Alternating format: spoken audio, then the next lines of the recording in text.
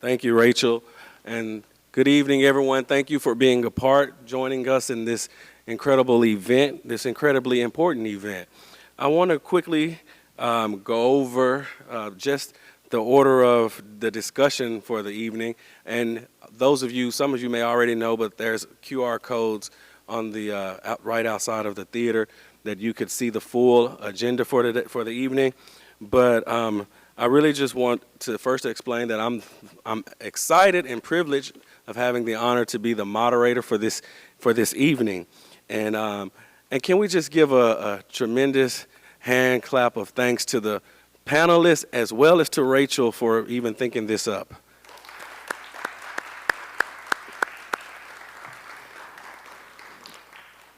The agenda today, as you already see from the QR code that you clicked on, I'm just going to skip right to the order of discussion so that you all will understand how that will go.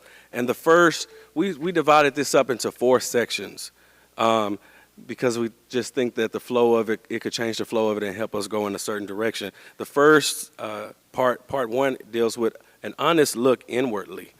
And the part 2 of the discussion that we will have this evening goes into navigating in Arizona while black. Part 3 deals with black realities and black youth. Part 4 deals with black futures and black joy.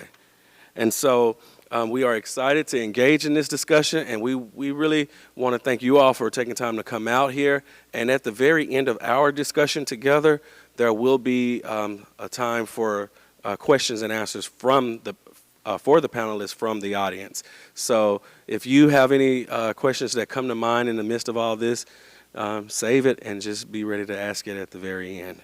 Again, we want to thank you for taking the time to be a part of this important discussion, and we hope that, and we know, we are confident, that there will be some enlightening information, some challenging information, some praise, some reflections, and some charges for all of us to move forward with.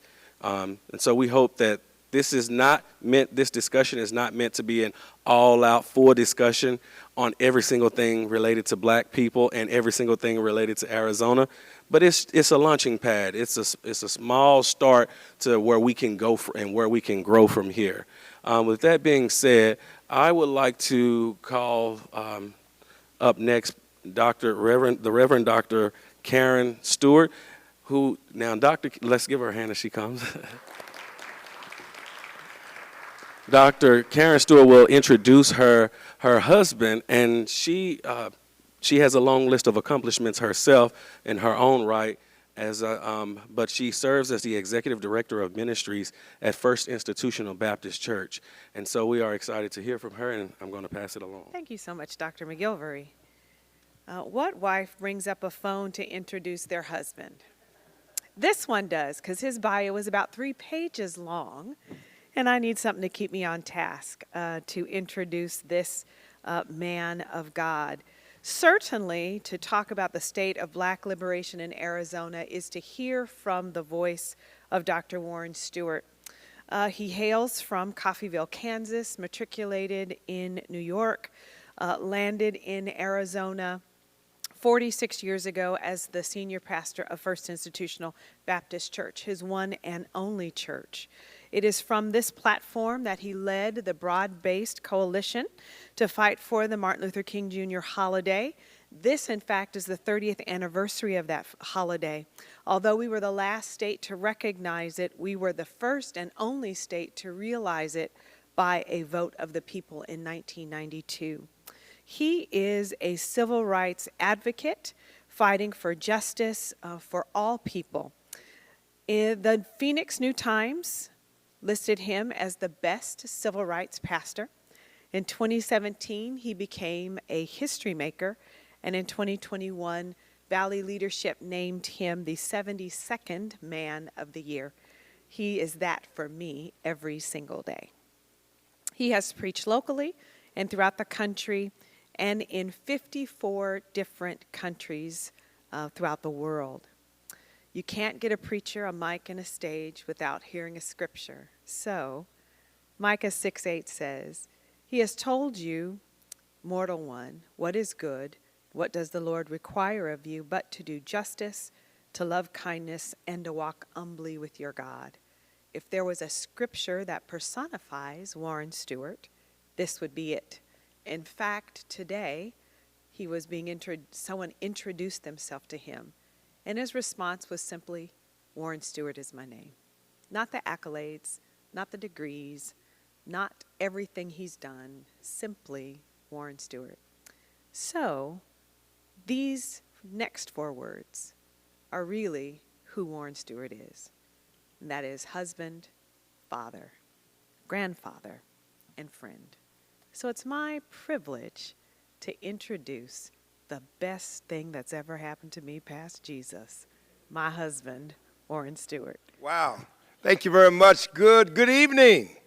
And blessings on each and every one of you. What a wonderful way to come to a conclusion of the 2023 celebration of the life and legacy and the ministry of Dr. Martin Luther King Jr., who I hold as one of my mentors, though I never met him in life.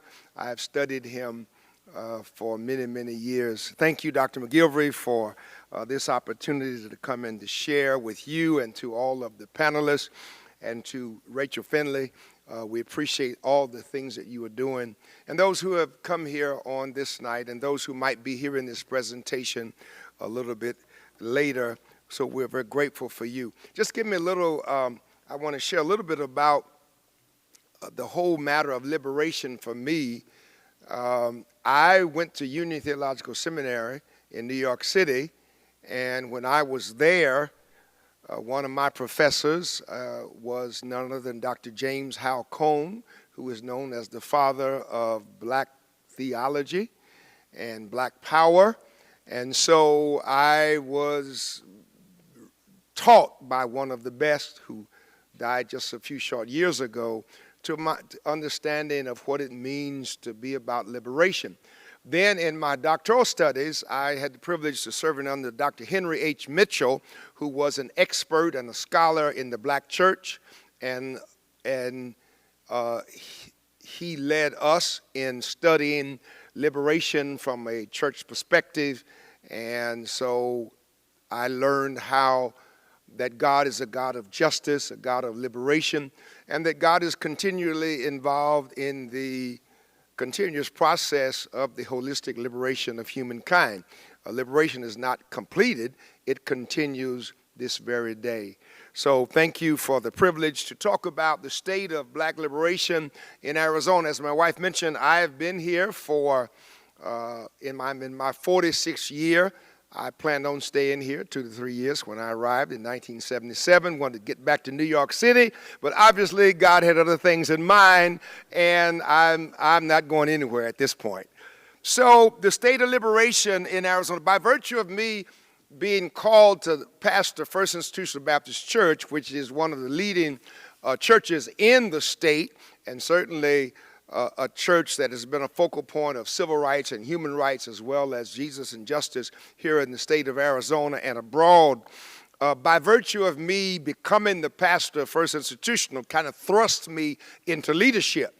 And so back in the 70s, there were racial issues, just like there are now. We were fighting against apartheid, even from here in Arizona. We were trying to get treated right, to be recognized, because then African Americans in Arizona were only 3 to 4%. And so we could easily be overlooked or ignored or not taken seriously. And so those are the things, that's the context in which I understand liberation to take place here in the state of Arizona. But probably the most prominent battle we had for liberation was symbolic. And that was the battle for the Martin Luther King Jr. state holiday, which indeed was a fight. It was a battle. And so that'll be my point of departure. And from that, my goal is to share with you some lessons that we learned for anyone who's fighting for liberation, for whatever your cause is, and then to hear from the panelists and to see what we can come out of this to deal with liberation in this year of 2023. So the title of the presentation is The State of Liberation in Arizona. where we were then and where we were now.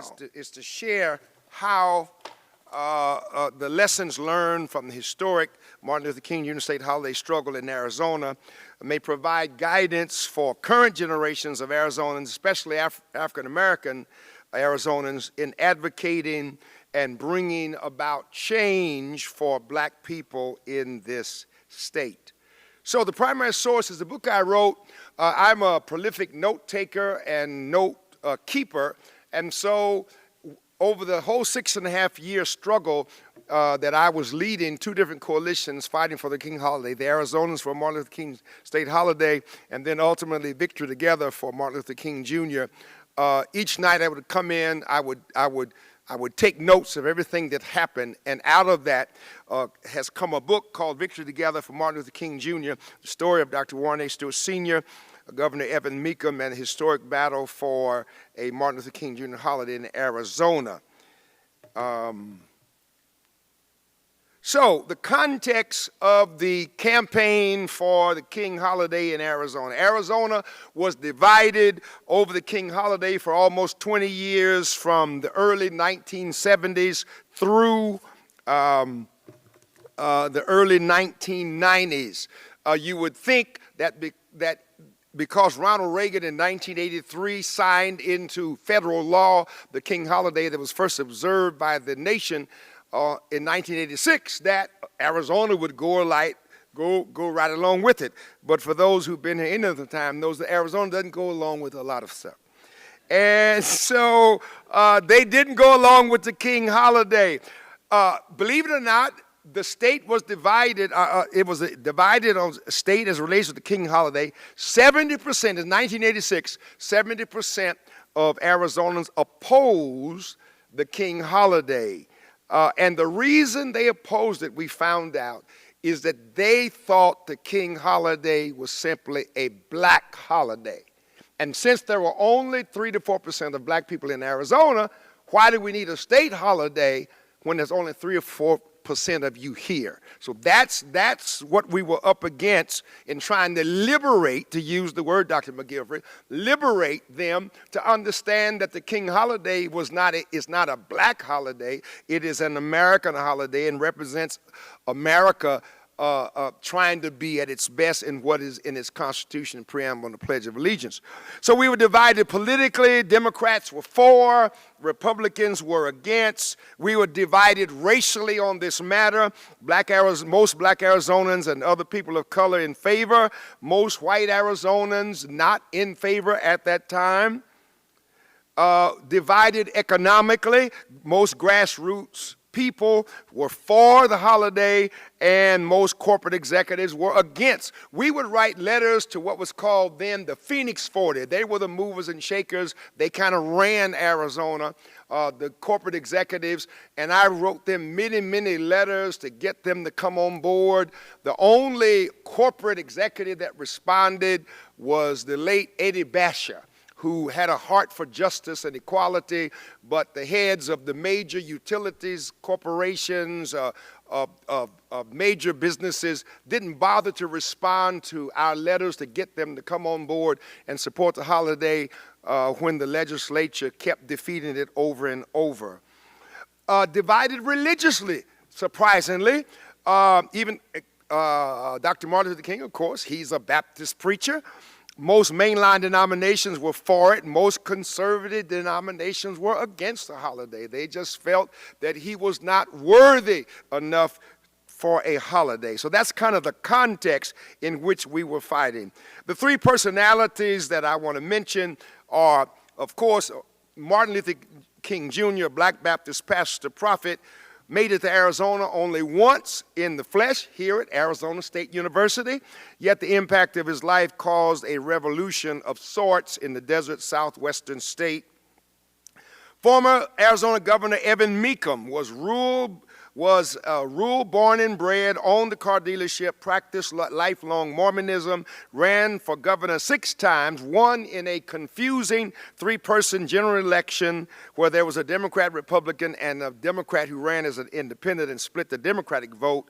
In 1986, he pledged to rescind Arizona's first Martin Luther King Jr. state holiday when he became the governor in January 1987, and he kept that promise. We had a meeting with him in November, shortly after he was elected, to try to get him to hold off and allow the legislature to try one more time to pass it. And what he told a group of Arizona leaders, many black leaders, our elected state representatives and senators, pastors, leaders of nonprofit organizations, as well as Jewish rabbi, leaders from Tucson, white pastors. The late Dr. Paul Eppinger was there. He told us in the meeting, he said, I didn't come here to this, and the meeting was called for him to discuss with him about delaying his decision to rescind. And his first statement was, I didn't come here to debate or discuss the Martin Luther King Jr. holiday with you people. Black people don't need a holiday, that y'all need jobs. And that's how we started the meeting. I was the moderator, and the meeting was very short. But he was just that kind of a person. Then, of course, myself, a prophetic black pastor, never met Dr. King in person, but chose Dr. King as one of my most significant mentors. So that was then. So I want to talk about the current context for the quest for racial justice and black liberation. We still, here we are, 30 years later, 35 years later, we have a divided state, divided nation, with bitter, divisive, partisan politics putting at risk U.S. democracy as we have known it. A divided world made up of the haves and the have-nots, with global peace at risk, at least relationally, ideologically, resourcefully, and climactically. A divided global and national church theologically, morally, and politically, with race relations between black people and other people of color and white people getting worse in many cases. So, there are some lessons I learned in our 6.5-year fight I want to share with you that I believe are portable enough that can be used even today in this year of 2023. Lessons learned for 20th century Baptists and anyone addressing racial justice and religious freedom. Here are the lessons. Lessons number 1, leadership under fire.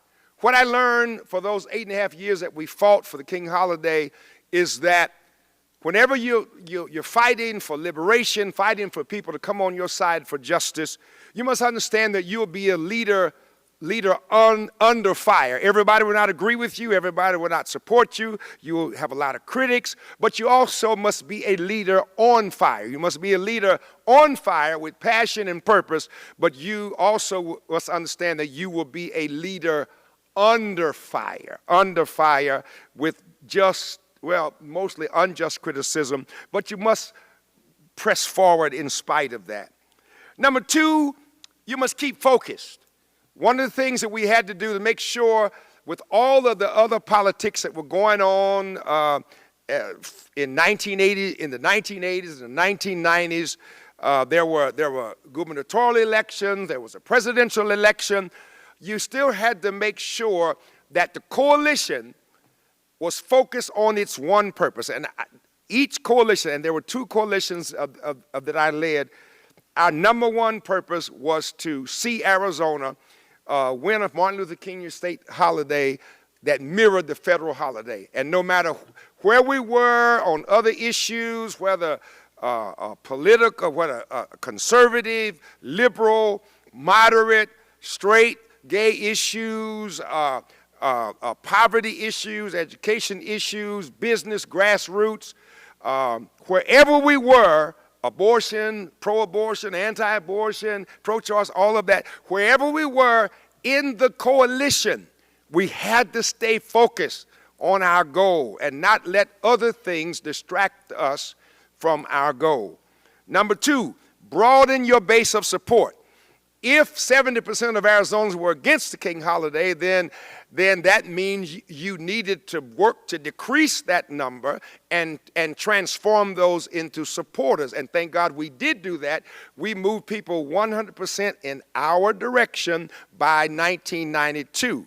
But it took a lot of work to do that. We had to broaden our base of support. We had to invite anybody to the table who supported the goal for the King holiday. And so we broadened our base of support. I believe we had the most broad-based coalition that has ever existed in the state of Arizona that accomplished a major goal for this state. Lesson 4, educate, enlighten, and inspire.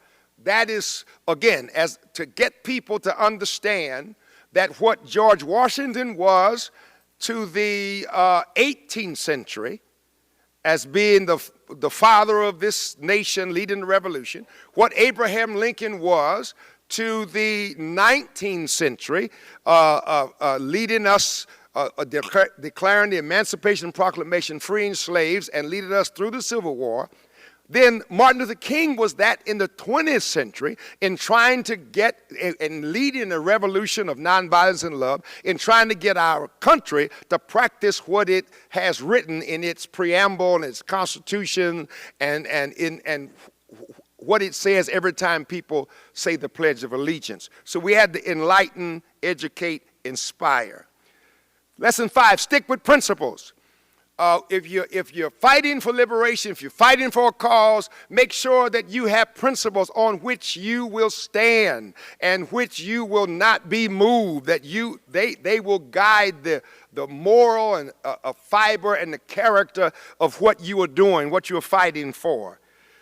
Lesson 6, build a consensus to reach goals. This is similar to broaden your base of support, but different in the sense that a consensus means you can have unity without unanimity, that you keep your focus on the main goal, but if there are particulars where you disagree with your brothers and sisters in the cause, you don't fall out about that. You agree to disagree agreeably, and then you move forward, but you get consensus on this is what we need to do, this is the goal, these are the objectives. That is something we learned. So build a consensus to reach goals. Don't give up, persevere. Don't give up, persevere. There were many times that we wanted to throw in the towel. Dealing with state legislators, dealing with governors, I didn't know politicians would lie to your face. And I would go in meetings and they would say, yes, Reverend, yes, we like that, we're going to do it. And would come out in a committee meeting or make a public statement and deny they ever said anything like that. Yeah, I thought if you get a high office, you're elected, you tell the truth.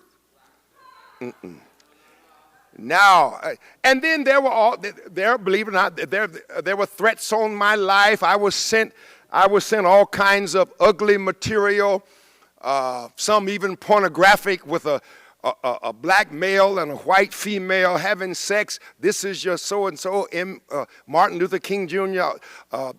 They set fire to something in my front yard one night, etc. But you have to continue to press forward. And even when there are defeats, you're in a war, there are battles, you win some battles, you lose some battles, but your goal is to win the war. But you have to persevere. And as a person of faith, lesson 8 for me was believe that God is with you. I felt as comfortable leading the Martin Luther King Jr. coalitions as I did preaching every Sunday at First Institutional Baptist Church, because we practice what we call Jesus and justice. And the biblical understanding of justice for me is right relationships with God, with oneself, and with all others. Not some others, but with all others. Right relationships with God, oneself, and with all others. And so I always felt that God was with me in that endeavor. So when we had the huge celebration at what was then America West Arena, which is now Footprint Center, where the Phoenix Suns plays, It was brand new. Jerry Colangelo, the owner at that time, gave it to us free for the celebration. And by the way, he is one of the business leaders who got right on board and supported us for the right reasons, not for the Super Bowl, but for the right reasons before that happened. But we packed that on January 18th. No, it was the Friday before, so it was January the 15th, the actual birthday of Dr. King. That Friday, we packed that center with 19,000 people. Rosa Parks was there. Stevie Wonder was there. It was just a great occasion. And in my final message to them as the chairperson of Victory Together, the coalition I formed after it was defeated, the holiday was defeated twice, two versions in 1990 by the general public. I said we must move now from symbol to substance as it relates to human and civil rights and equal opportunity for all people created equal under God. So the holiday is a symbol. Dr. King, the King holiday is a symbol of what Dr. King stood for, trying to get America to practice what it preached. And so I said we must move from symbol to substance. So as I come to a close and give time for the panel, here is the substance of Dr. King's legacy for Arizona, and it was put together by the African American Christian Clergy Coalition in 2020, the Arizona Commission on African American Affairs, and the African American Reconstruction LLC, which is a group of young people, Generation Xers, not Generation Xers, Generation Zs, and millennials who we met with to understand, to try to find out what the young people desired. Here's the substance, and there's more. One is economic development, which includes affordable housing. As we were driving over tonight, the news was talking about how people can't even afford rent anymore. It's just, where rent used to comprise 23% of one's income is now in excess of 30% of one's income. And I know of situations personally right now where people are living with others because they cannot afford to rent a decent place to live. But so economic development where people can learn trades, can learn skills, can have the same opportunities that everyone else has. That white people have. But still in 2023, people of color do not have equal opportunity when it comes to economic development for one reason or another. Two, equitable public education. The public education system is so imbalanced, so much against poorer children, inner city children. You go to some of the elementary schools in the suburbs, you think you're at a community college. You go to elementary schools in South Phoenix and South Tucson, and you shake your head at how people are still using those buildings. So the unequitable public education system that we have. Three, community policing and fair justice. We still have issues with police. People of color in the state of, in Maricopa County, the fourth largest county in the nation. The former county attorney, who's now Supreme Court Justice, I can't remember his name right now, probably on purpose, but anyway, when we had a meeting with him, he told us his data he shared with black leaders was that African Americans get arrested, prosecuted, and sentenced at 3 times the rate of any other race in Maricopa County. This is in the 2020s, my brothers and sisters. So the system is unjust. Our whole state correctional system was sued and won the suit as it relates to health care for those who are behind prison walls. And of course, we fought for 20 years in Phoenix for an Office of Accountability and Transparency. And so what did the state legislature do last year? They gutted they took the teeth out of what any city could do in Arizona, and so that the police will continue to police themselves. 4, political equity. I'll never forget, and I'm almost done, I'll never forget in the late 70s, as a new young pastor, I was invited to meet with the then Democratic Governor Bruce Babbitt, who was a friend of so many of us. But in that private meeting with black leaders, we were bringing up issues like this, issues of liberation, what I just talked to you. And Bruce Babbitt, who was considered a friend of African Americans, told us in the meeting, well, you all are only 3% of the population. Well, what does that got to do with justice? What does that have to do with economic development, equitable public education, community policing, political equity? But even a friend told us, well, you are only 3%. Lastly, available and affordable health care. We believe that health care is a human right. And again, some data came out a few years ago that of the 8 reasons for mortality in Maricopa County, African Americans led 7 of the 8 of dying quicker and faster and more than anyone else proportionally. The only area that we did not lead in dying from was suicide. All the rest, we excuse this word, we outdied everyone else. End of quote. So that is the end of my presentation, and I hope that'll give you some meat to discuss the state of liberation, black liberation in Arizona, where we were then and where we are now. Thank you. Offered a course about the history, that history that he just went over with us. I would certainly sign up for that class, and I think a lot of other people would too. But we want to thank you once again for that powerful and insightful address. I learned a lot just in my first time hearing you share that story. Even though Dr. Stewart, he's always coming through. He was on my doctoral committee, and so I'm always eternally grateful to him for his spirit of generosity. At this time, we're going to go ahead and get the conversation started, and I'm going to be the moderator from this podium, but I'm going to call up each of the panelists one at a time, and they will feel free to come up and just join us. All right, so we have Kiana Marie Story Sears. Kiana is the governing board member of Mesa Public Schools and the president of East Valley NAACP. The full bios of each of these individuals are also on the program, so scroll to the bottom and you will read the full bio. You can have it anywhere. All right, the next person is Dr. Brian Hardaway. Dr. Hardaway is a cardiologist for Mayo Clinic, and he has a new title, and he told me, so I'll give you a chance to share that. The next person on the panel is the Honorable Iisha Graves, who serves as a judge pro tem for the 26th Justice of Courts of Maricopa County. Next is Dr. Aaron Mallory, who serves as Associate Professor of African American Studies in the School of Social Transformation.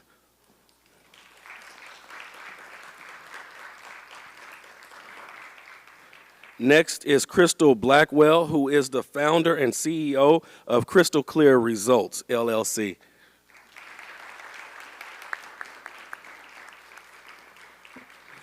And finally, we have Miriam Araya, who is the New Worlds organizer for Black Lives Matter Phoenix Metro.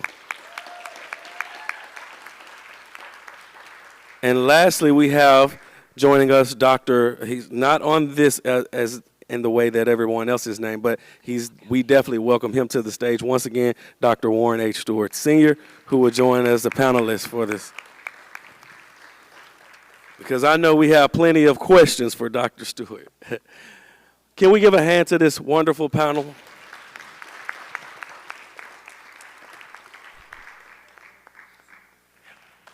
And the first question is launched just that way. I think that's a good start right there. The question was asked, how old were you? And this is for all of the panelists. How old were you when you learned that your black skin was a problem to some? And how did you find the strength? Obviously, you have the strength to succeed because of where you are. How did you find the strength to succeed despite the negativity? This is, again, just a reminder, this part of the question deals with looking inwardly. So first we want to talk about us. We're talking about our community. We're looking within before we start talking about the other things. So who would like to get started on that? Dr. Hardaway, you want to start us off? Sure. Good evening, everyone. My name is Brian Hardaway.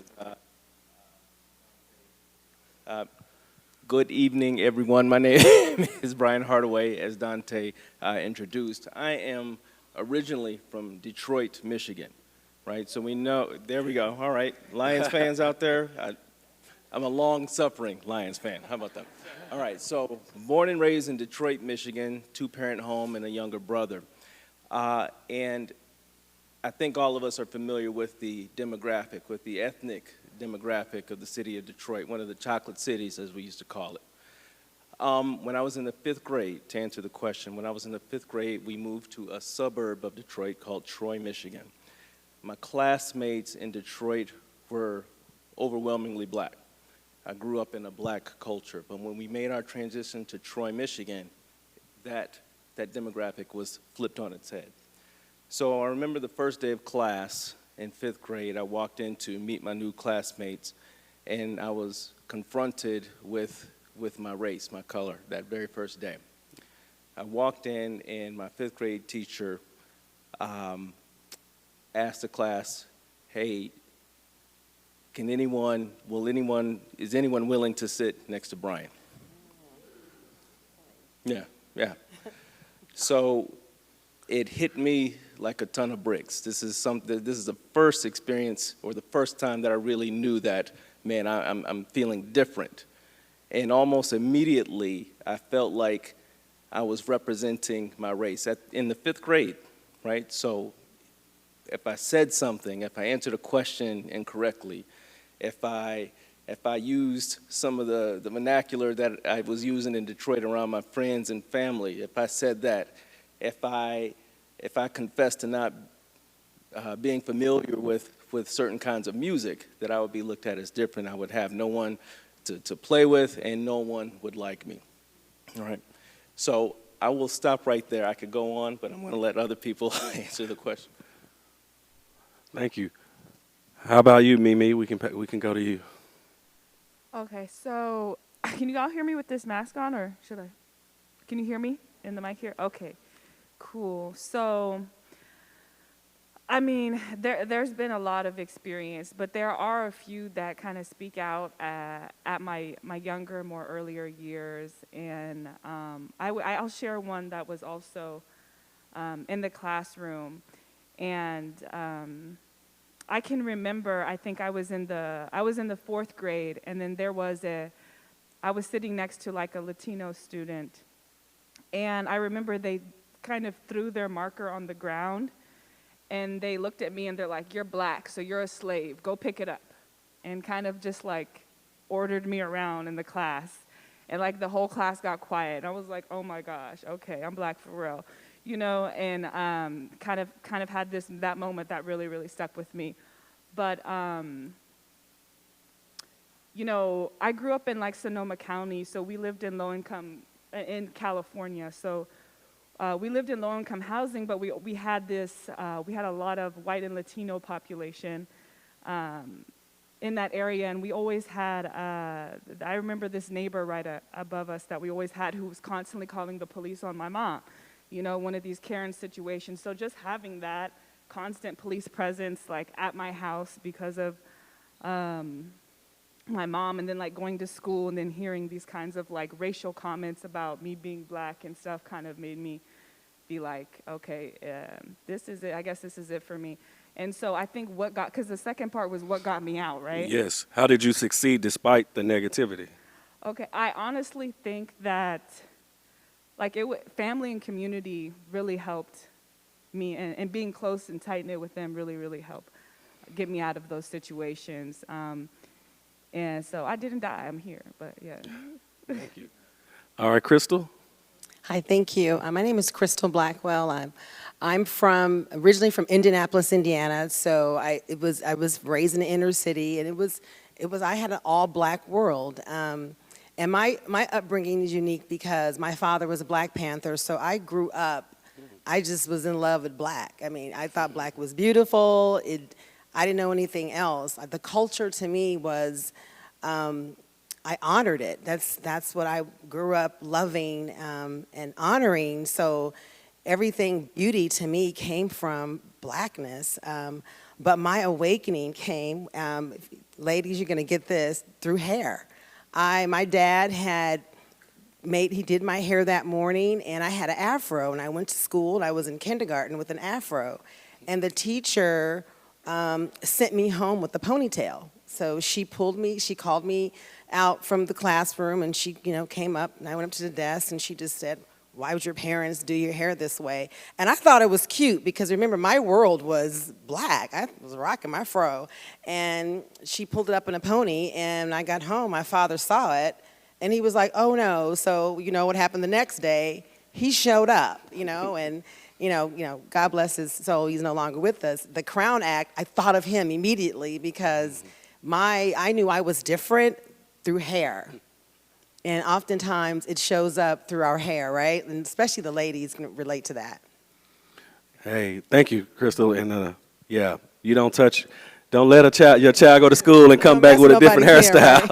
That's a no-no. That's fighting actions right there. And I think the second question was to Yes, answer. I'll be really quick.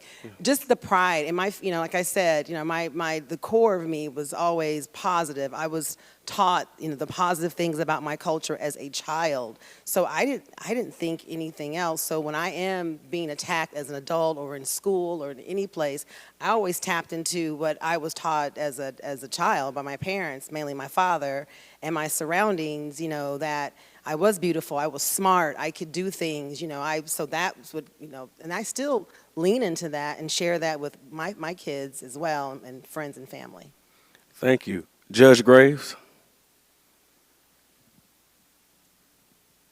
My memory is very similar to yours, sir. It was my 5th grade summer going into the 6th grade. I grew up in Chicago. And so even though I grew up in a mixed neighborhood, I wasn't even aware of that. All my friends looked like me. And so I didn't realize until I became an adult, like, oh, wow, there were really a lot of white people in this neighborhood. I just never saw them, never noticed them. And then we moved from Chicago to Apple Valley, Minnesota. And in our entire high school, there was 1,000+ kids and 66 black kids. We knew because we counted. And but going from my 5th grade year into my 6th grade year was the first time anyone ever had called me a nigger ever. And I remember being so confused. And what was really confusing about it was this girl was making this racial comment towards me, but everyone else was so intrigued by my Chicago blackness. It was very cool, and it was so, we want to be your friend, and we want to draw you in. So this line between, can I touch your hair, and you don't belong here, was very confusing for me at that young age. She never probably in her life ever called anybody else another name, not any name, not a racially motivated name or any other name. And for me, from that moment forward, for a long time, I just thought, well, let me help secure this impression that you have of me. And so when you ask the question, how did I end up here? The first thing really that comes to my mind as a woman of faith is I never had any business being here, because I fell right into what you think I am, I'm going to help you with that. And so only by God's grace, his covering of me and just keeping me from my own crazy is how I ended up here. Mm-hmm. And not because I had any, not because there wasn't any pride or anything of that nature.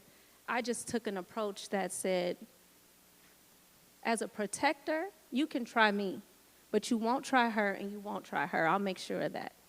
And I moved forward like that for quite a while. And then, God saved me from myself. And here I am.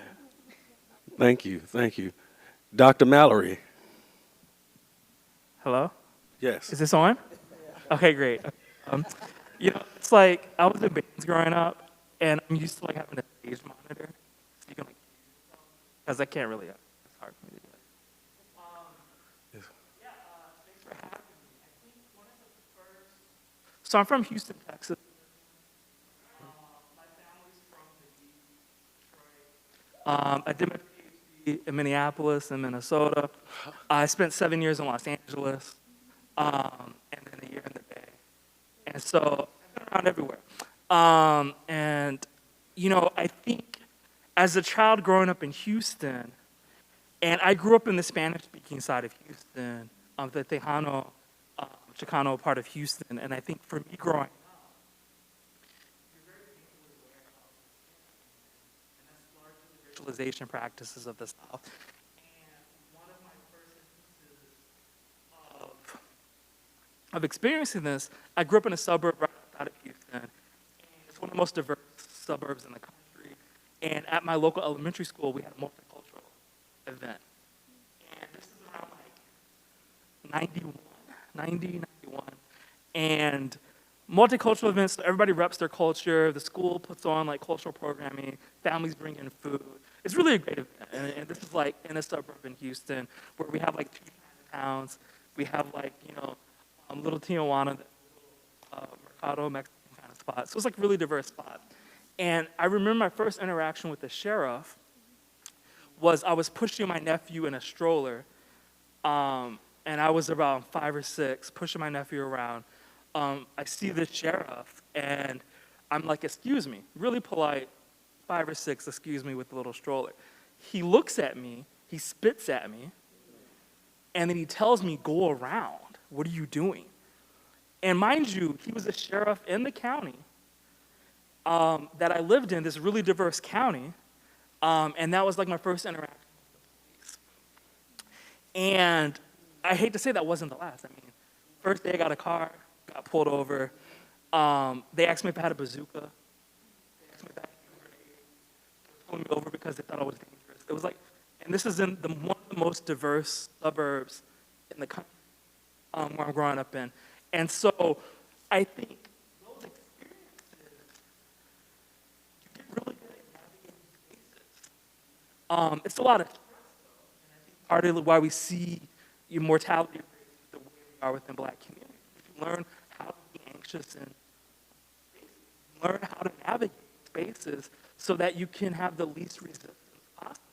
So part of my success is navigating the race of the South, which allowed me, to get the education that I wanted, allowed me to, get the positions I wanted.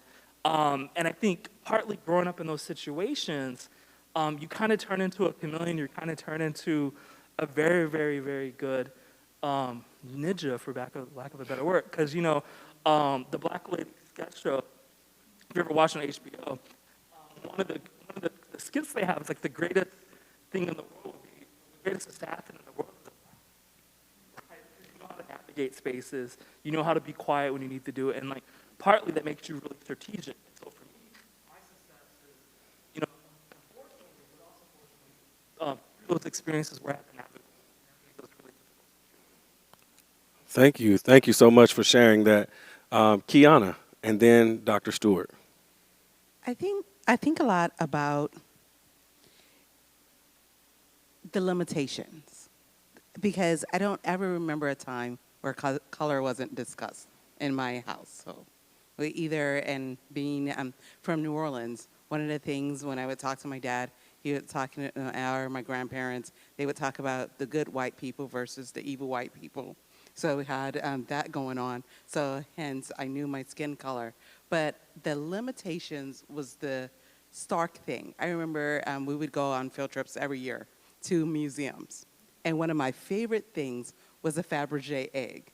So I remember talking to my family about how I was going to have all these Fabergé eggs. And they're like, do you know that's not for Black people? And I'm like, what?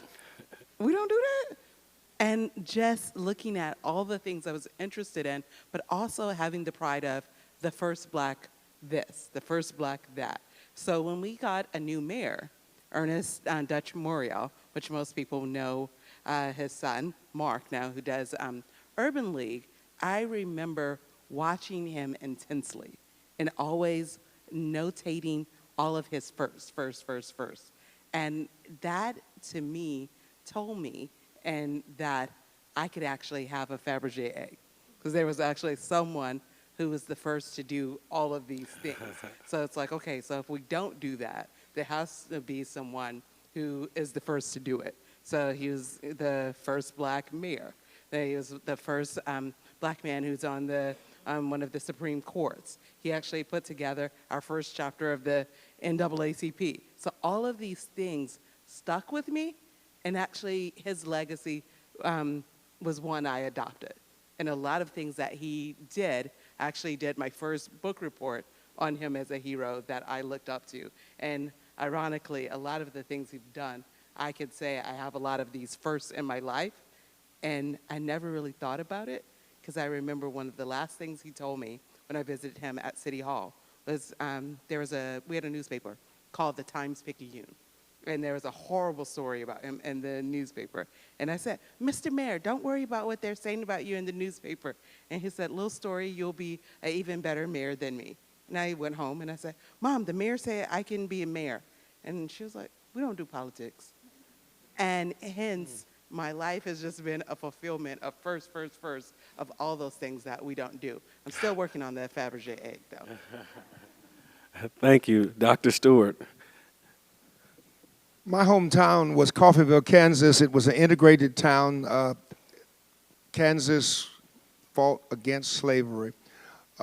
We lived in integrated neighborhood. There were Hispanic house, people Hispanic lived next to me, white, etc. So I went to integrated schools all of my life. One day as I was walking home from school, I had a nickel. Somebody give me a nickel. And so Ray's Cafe was on the way home, about a block from my house. So I must have been maybe third grade, so I went into the front of the store and went to the counter, and the waitress, I said, I have a nickel, I'd like to buy a ice cream cone.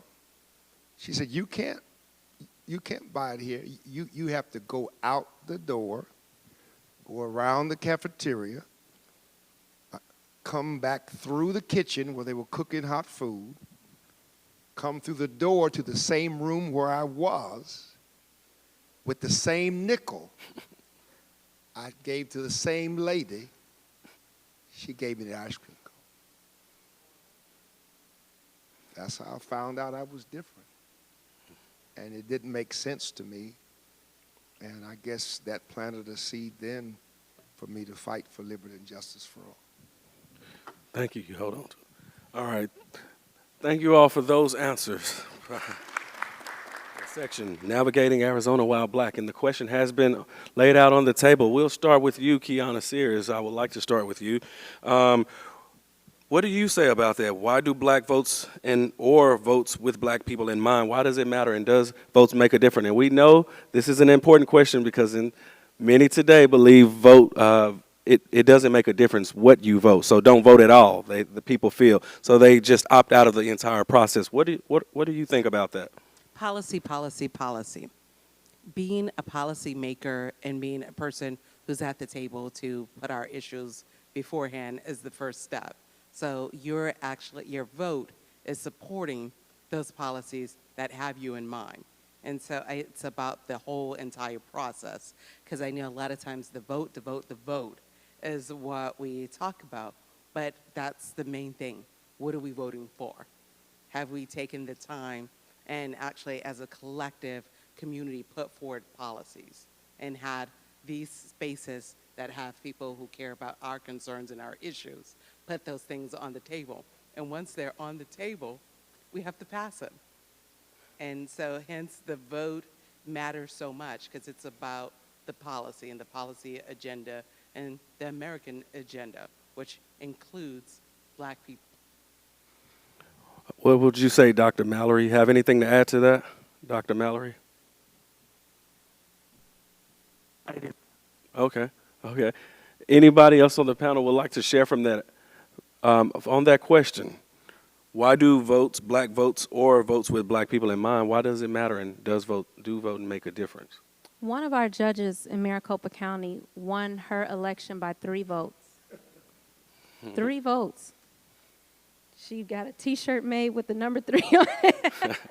But can you imagine if those 3 people didn't think that they mattered? She is a judge who I believe should be in office. She's like-minded. She's concerned about the community.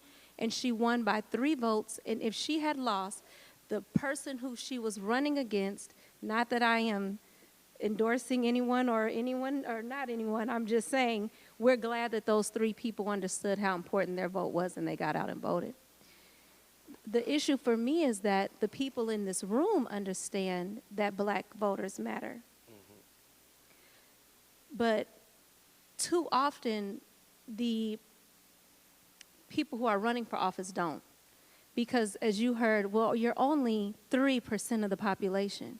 So do I really have to pay attention to what it is that you're saying, what it is that's important to you, what it is that you're fighting for? Not necessarily, because depending on what party I'm in, you're either not going to vote for me anyway, or you're automatically going to vote for me because you're not going to vote for the other side. What really is an excellent idea is for us to not only know how important our vote is and how much it matters, but for us to also understand how important it is to raise up excellent candidates so we can stop having people running for office and taking our vote for granted.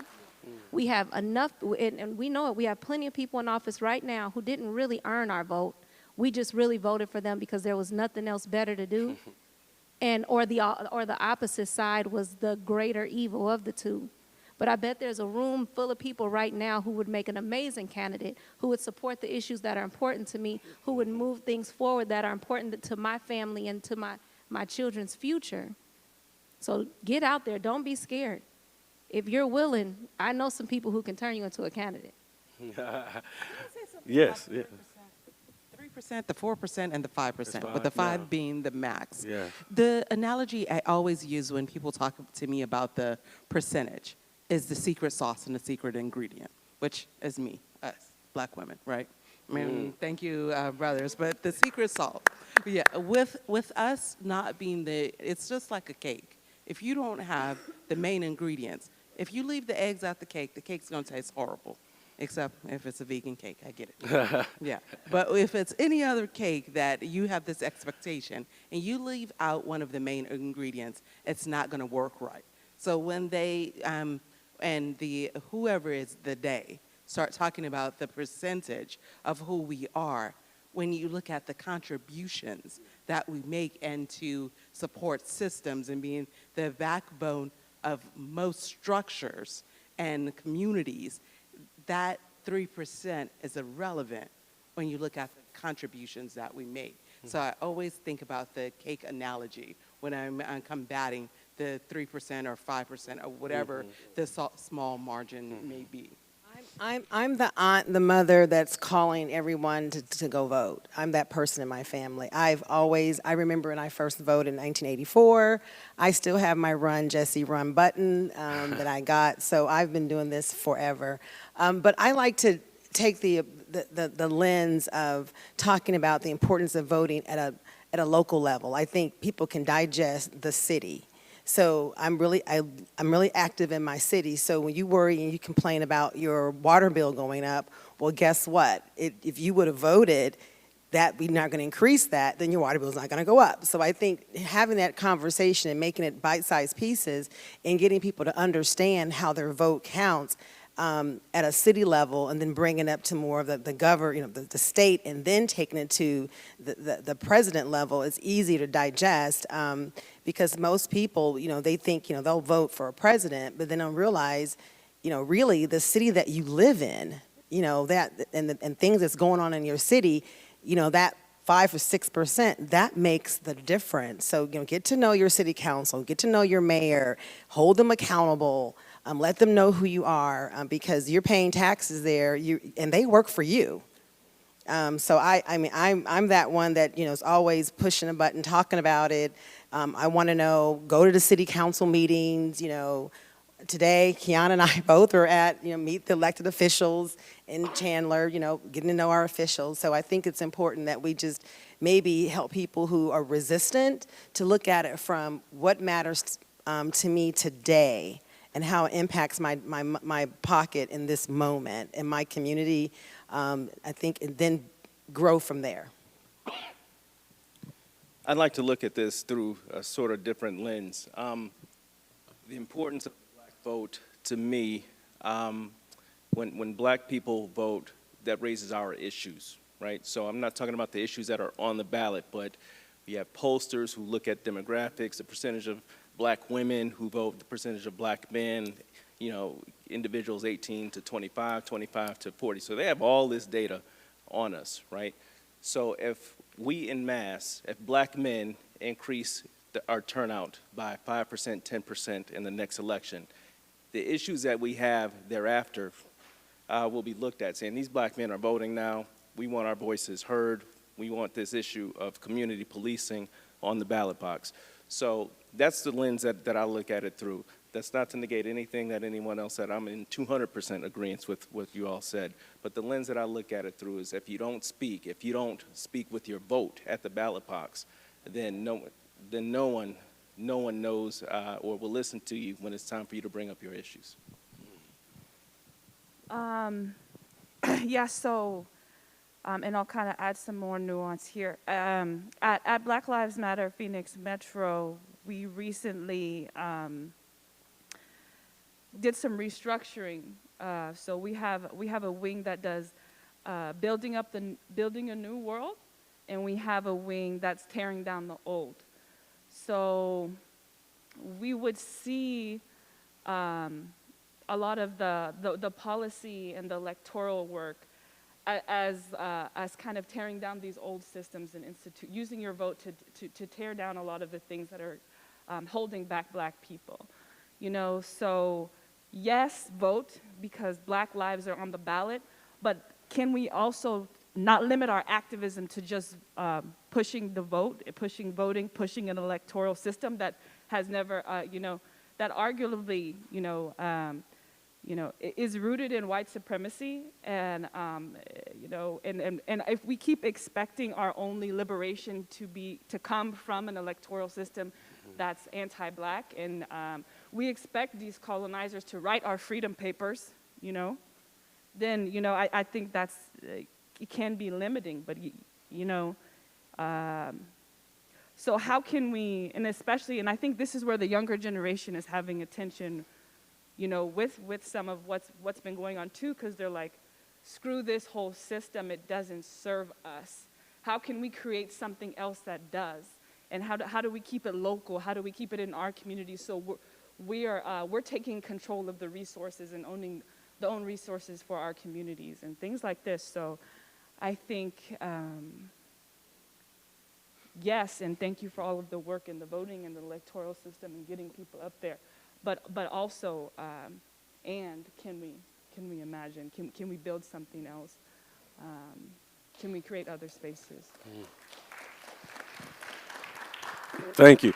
I want to ask this question anytime I ask a follow-up question is to engage us a little bit further. And I want to ask you, Mimi, with what you just said, what kind of support then do you see, have you all received, or do you see, not just with Black Lives Matter Phoenix Metro, but all over? When you spoke about the difference between the younger generations and you talked about tearing down the old systems and building up new ones.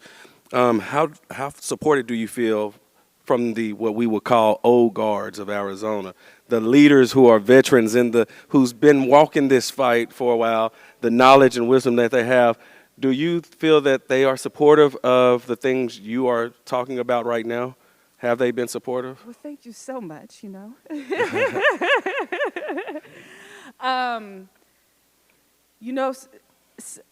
there are some, Black elders in Arizona who have been really, I recognize some of the faces here, and I've seen you all around, with the Office of Accountability and Transparency. We wrote that policy and community, so I have, I know a lot of folks, and they can be supportive in various different ways, but, I think we were talking about principles, you were talking about principles earlier, and making sure folks are staying in alignment with those principles. And again, as an abolitionist organization, as a Black, queer, femme-led organization, partnering with some of the Black elders does bring attention because of the queerness, because of our queerness, because of our femness, and the womanness, there's still a tension there with recognizing women in their full humanity in certain spaces. So I would say, yes, it's there, but I would say and especially us too, where a lot of us are thinking through the environmental devastation that's happening to our planet right now. We ain't got time to be sitting, you know what I mean? Like, we're gonna have a drought pretty soon here. Are we gonna vote ourselves out of the drought, So we have these huge things that are coming up that and these other issues that we really wanna focus on and touch on, and we wanna be respected as our full selves when we're doing that. So I think we can align on where we can align on, but when it begins to infringe on our humanity to the point where we don't even feel safe around folks, then that's when we kind of take a step back. But for the most part, we sit down, we have our meetings, and we throw down with a lot of the Black elders who have been here. But if I see attention, that's where I would name the attention. Yes. And what brought that question to mind is just working as a pastor of outreach and justice and working within the communities. I often, I'm still fairly new to Arizona, 6 years here, but I'm often in these circles and I'm hearing the tension that exists between those who've been on the ground for decades upon decades and those who are been on the ground for the past 5-10 years.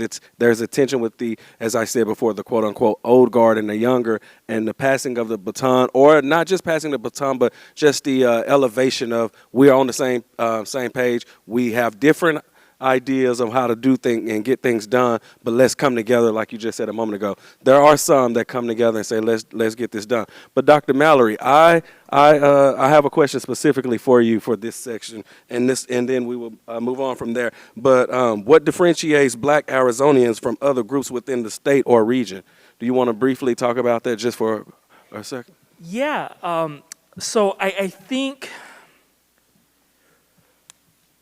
So. I'm a new visitor to Arizona.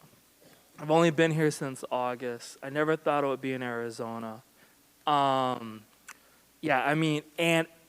somebody who's an outsider, when I talk to Black people here, there's two things. A lot of Black people aren't from here. And there's a way that we're marginalizing actual Arizonan Black people who've lived here generations. And we kind of assume that there's no historical legacy of Blackness in this place, and we're taking Blackness from elsewhere. So when you talk to people, they look at Blackness and what it means to be Black in Arizona through the lens of what it means to be in Chicago, or what it means to be in New York, what it means to be in Atlanta, Houston. And so when we talk about what it means to be Black, we're looking elsewhere rather than looking to what it looks like here. And being in Minnesota, one of the key things is that for thousands of years, you've had indigenous people, Ojibwe, Dakota folks, Anishinaabe, resisting. And then the wild, and I bet you it's similar here. One of the key things about Fort Snelling, which is Bedot, which they renamed the indigenous name, it was the largest hanging of anybody in the country was during the Dakota Wars. I think they hung like 25, 30 people who were part of the Dakota Wars at Fort Snelling. Black settlers after slavery went into Minnesota and they were housed in the same exact prison that Dakota men were in after fighting the Dakota War. So before the first migrants from the South could get to Minnesota, they were processed and incarcerated for a couple of weeks before they can move to St. Cloud, which will become St. Cloud. Similarly, blackness, from what I see so far, it flows through indigeneity. And what is undeniable here is that anti-blackness definitely shapes indigenous and Latinx experiences here. So that's one thing we can see, is that even though blackness isn't on the landscape, or we put a number to that, that accounting isn't the whole picture, because people are operating under anti-blackness and anti-indigeneity, even though we may say that blackness isn't here in this perceptible way. And I think a key example is, Arizona's decision to join the Civil War, or join the Confederacy, right? Because for them, even though black people weren't on the landscape, they wanted to anticipate a world in which they could uphold white supremacy. So they did these acts of anti-blackness, even though the black populations weren't here like that.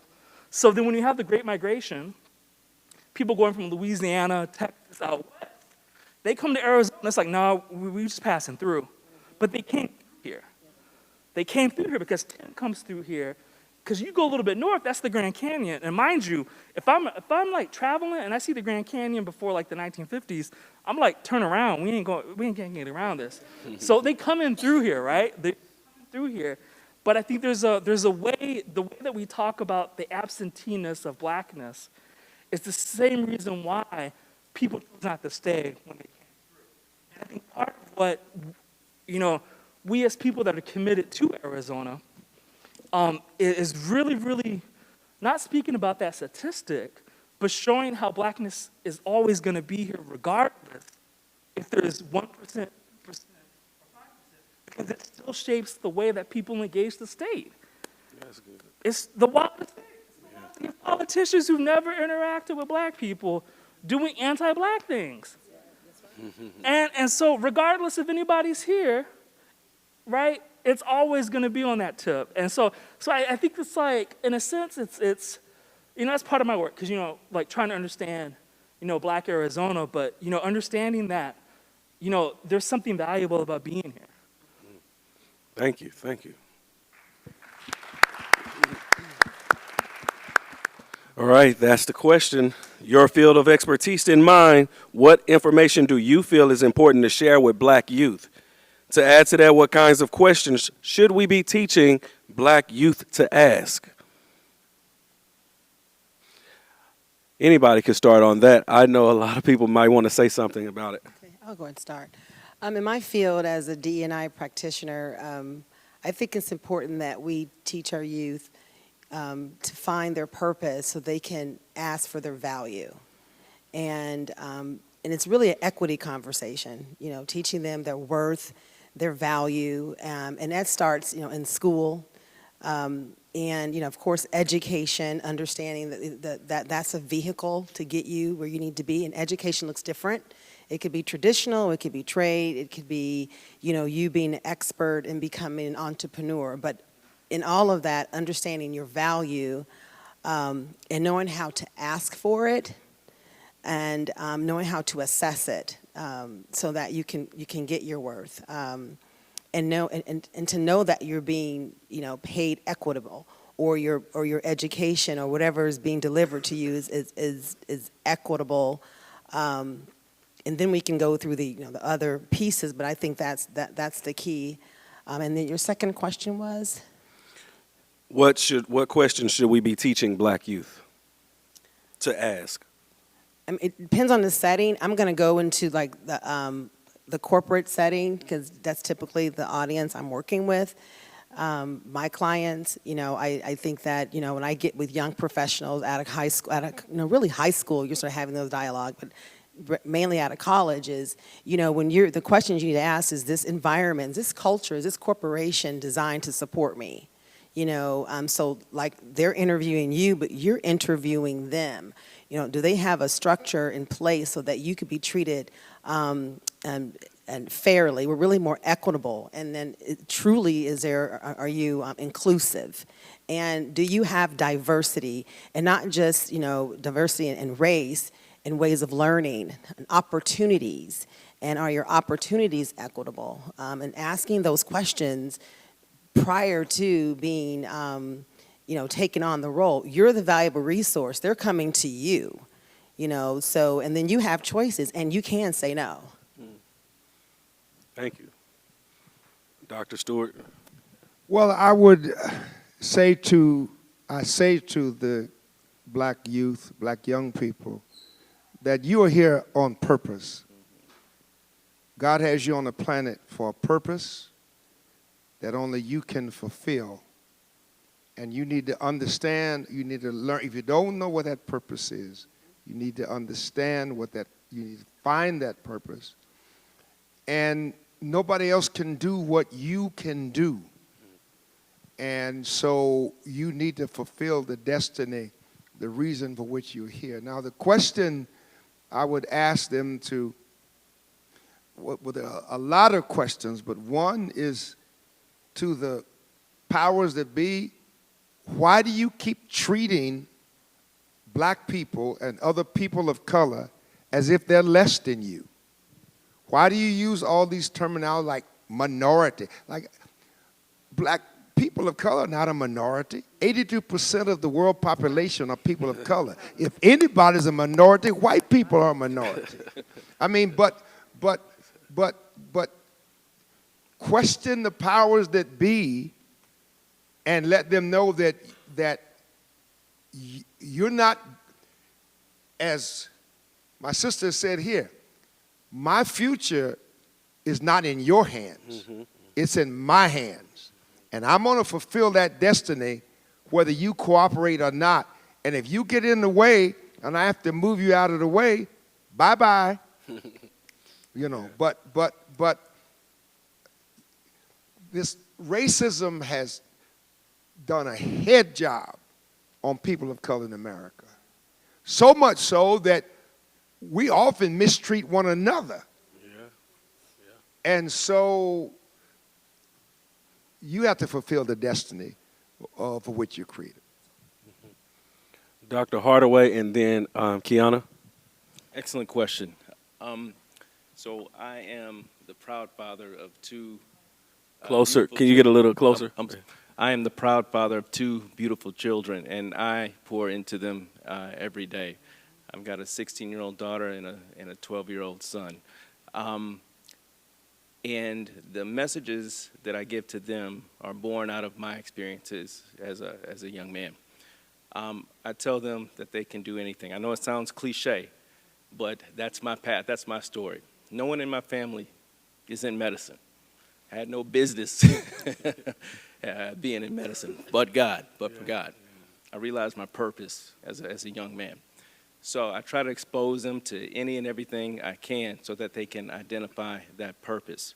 I tell them that no one outside of themselves can tell them what they can and can't be, and that truly, once they realize God's purpose on their life, that they can do anything. The sky is truly the limit. Now, in my position, in addition to being a transplant cardiologist, I'm an assistant professor. I teach residents, medical students. I encounter young individuals all of the time.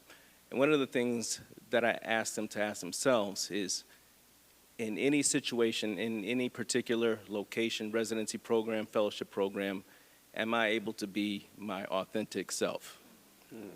Can I show up without having to put on a mask and act like and do the things to fit in?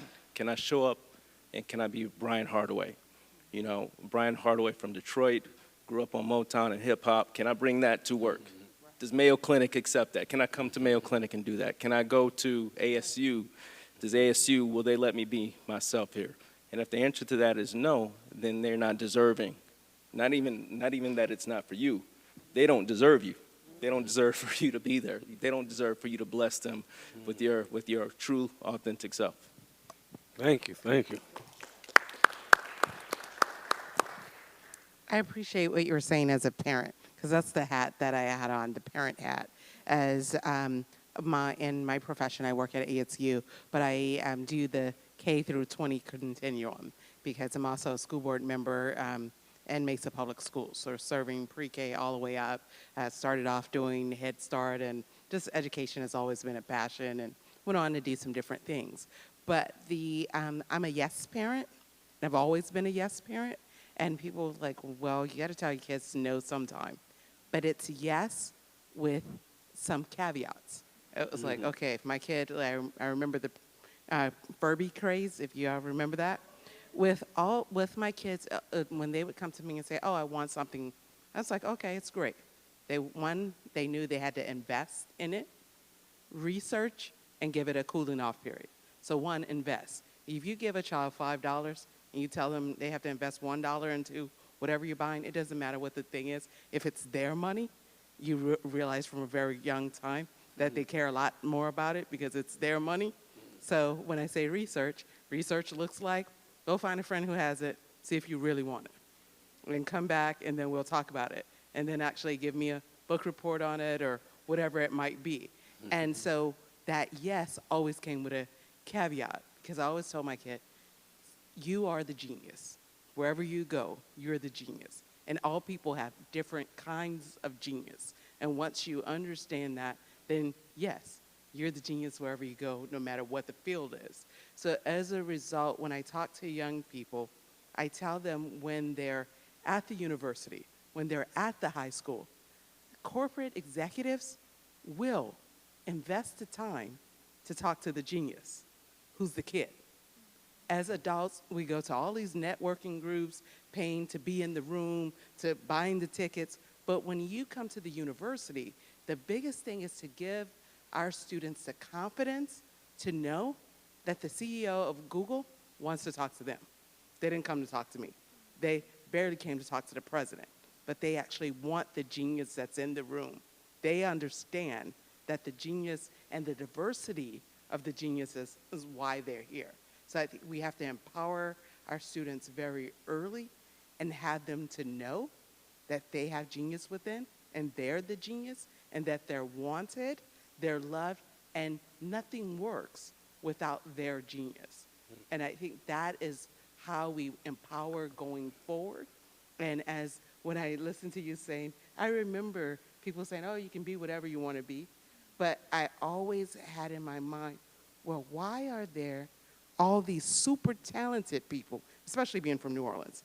I think I would pass the most talented people who was like, I mean, second to Whitney Houston. There was no one on the street that in New Orleans that didn't meet that type of caliber in my mind when I was growing up.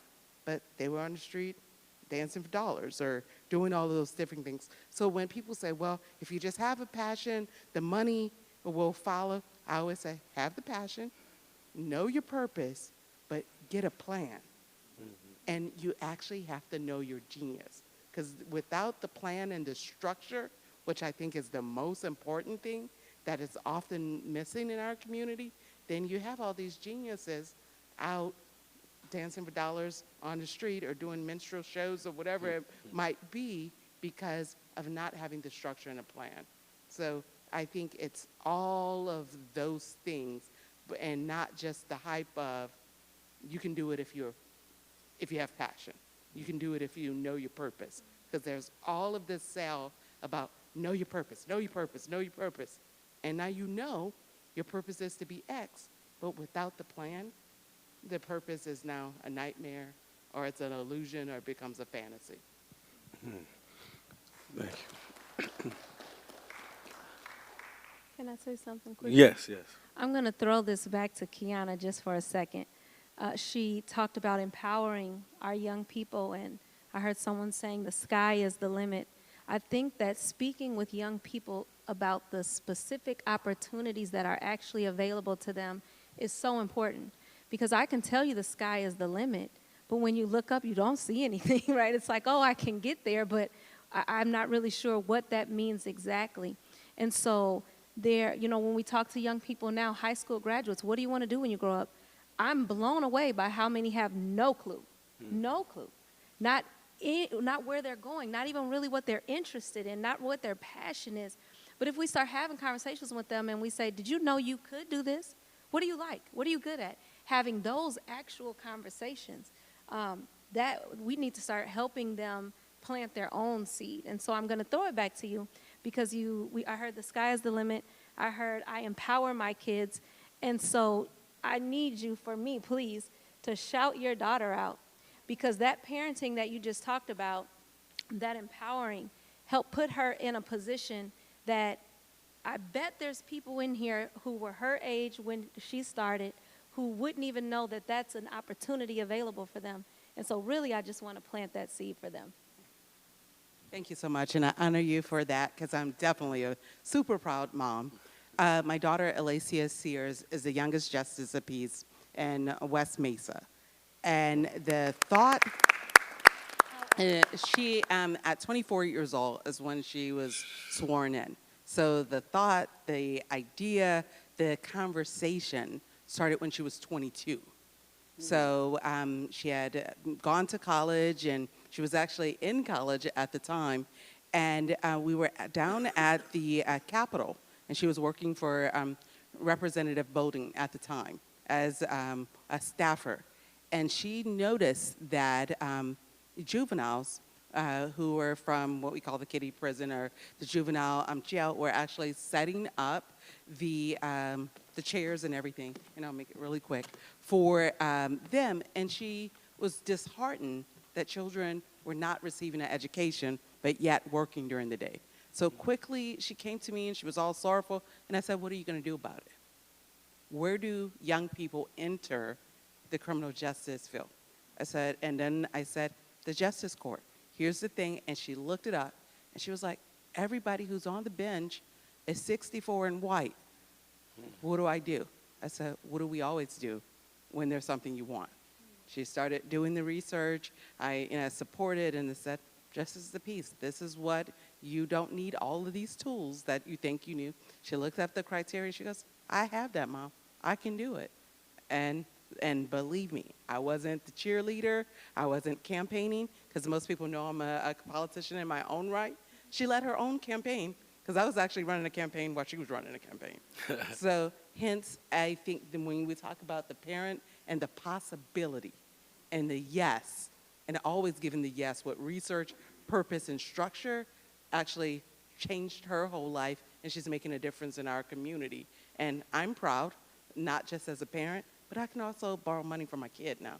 That's real big. So 24 years old, she was Judge Sears. Yes. This is something that is available to you. And not only at 24 years old was she Judge Sears, I was thinking, and she's making a killing. That's so keep these things in mind. What is available to you, the sky is the limit. But put a pin on exactly what that opportunity is that you're interested in, and start having those conversations. Listen, we have come to the final section. The section we just, part 3 we just left off of. If I didn't say it, I don't remember if I said it or not, but it was Black Realities in Black Youth. We're going to carry that over to Black Futures and Black Joy. The question was already posed: what futures do you hope to see for Black people in Arizona? And so that's the first question I want to lay out. We already got started in that conversation, a good part of it, but I want to give people time to add to it or take it a step further if you desire. But the question on the table: what futures do you hope to see for Black people in Arizona? And anyone could start who feel, if you feel ready. So I'm anti-Black excellence, and I think what I want to see it into for our future is the end of progress narratives, because only 20% of Black people make more than $60,000 a year. Only 5% make more than $100,000. The reality is like there's systemic barriers in place that make it virtually impossible to make it to the positions that we're in. So we want to represent like a 5%. So I'm not sure we really represent the real realities of youth right now. I talk to you, they're scared. I talk to you, they feel like they have no future. And it isn't because they aren't told they can do this and that, but they see the reality so far removed from Barack Obama, so far removed from the people they see in positions of power. So I think the future I want to see is that we don't place the burden of individual success on a child. It's collective. We've always been a collective people. So, and I think something, as a scholar like slavery, knowing that, they took people with different languages and cultures, brought them on ships, people forward to communicate to survive. So it wasn't individual versus change the entire system because all people did. Right? So I want to see a move towards, we look at ourselves as a collective, as a community, not through individual success. Because as we see, and this is a really good hip-hop line, Jay-Z and Barack changed my block. And a lot of young people, and remember when King went to the Watts, they booed him. The young kids were like, burn, baby, burn. Because you don't see our reality of what's happening. So I want to see a future where when we speak about Black people, it's about our collective endeavors. Because as a collective, that's how we survive. That's always how we survive. And I'm not sure it's through individual rigor. Because people look at me as an individual, you did all this. But there's a whole host of community members who make this possible. And we don't involve them in the room. We're not bringing them to the table also. And so I think part of this work, part of the future I want to see is that we realize that A, Black culture is really matriarchal. Second, we're collective. And our relationship to things is collective. It isn't individual. And because I think that burden right now is too much to place on individual youth. Because they know that the world is against them. But how we get through it is friends, community, and peers.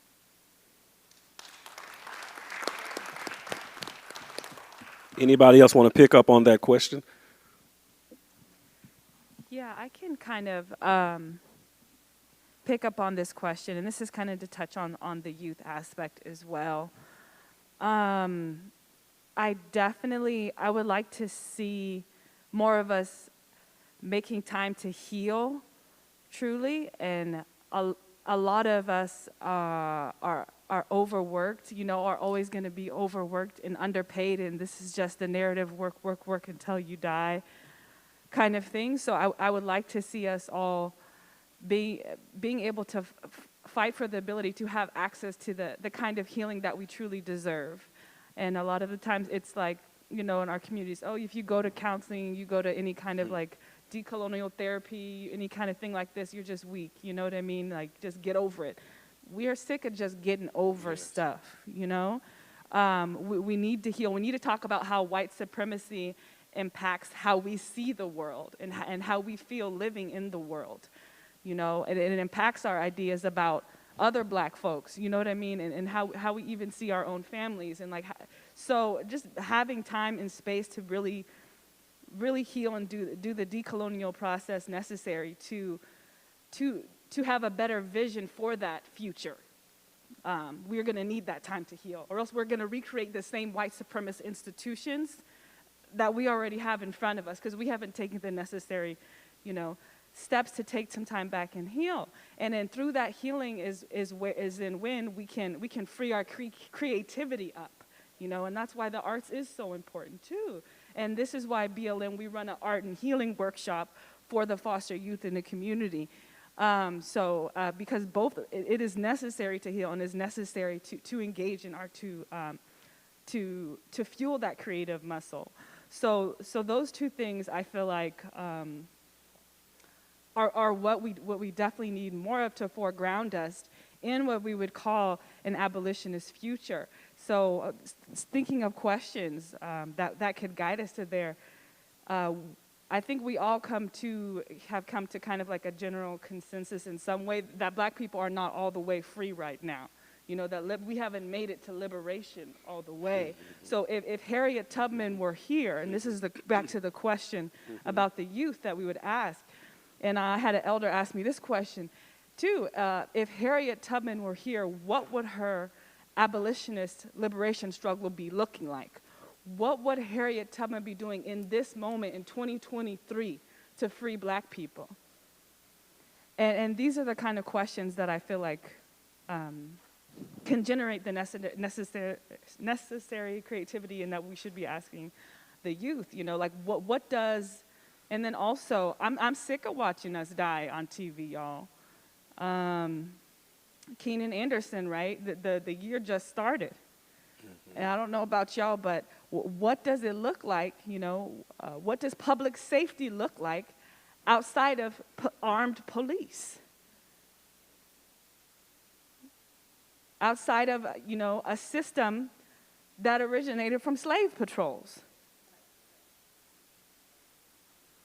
We can't keep going on like this. It's exhausting. So how can we formulate community safety amongst ourselves? So we don't, and BLM, we're working on a few projects around that, but these are the kinds of conversations that I feel like are necessary had to, even if we have a place of Black liberation and Black freedom that we create, how are we going to keep it safe, knowing the state and all of its entities and how they interact with us? So that's kind of where I'm at. Yes, thank you. Thank you. Thank you. I'll just quickly. Crystal and then Kiana. Okay, I'll just quickly add, definitely healing. Oh my God, you hit that's it. You know, I honor you saying that, but I also want to take it a step further. I know we're talking about our youth. All the generations need to heal, and the older generations need to really heal, because we need to mentor and support and pour into our young people. And if we're afraid to go to counseling or therapy and we have these labels and we have a generation that's not going to heal fully and they're not going to be open to us pouring into them all the knowledge that we have, they need us. And they need us healthy and whole. So healing emotionally and physically. When I met my brother, doctor, right here today, first time, go to the same church, and we just met today, had a conversation. The first thing I asked him was about, so tell me, what was the first thing, what do I need to do to have a healthy heart? And he was, right away shared, what do we need to do to have a healthy heart? But we need to heal. That's where health equity comes in. You need to own our bodies, go to the doctor. He's telling me, the brother here, the doctor's like, when you go to the doctor, they work for you. You need to own your health. So not only physically, but emotionally and spiritually healing. So I believe we need to have a season of healing before we can go into this fight. We're not ready. We need to heal. So I love that you said that. That's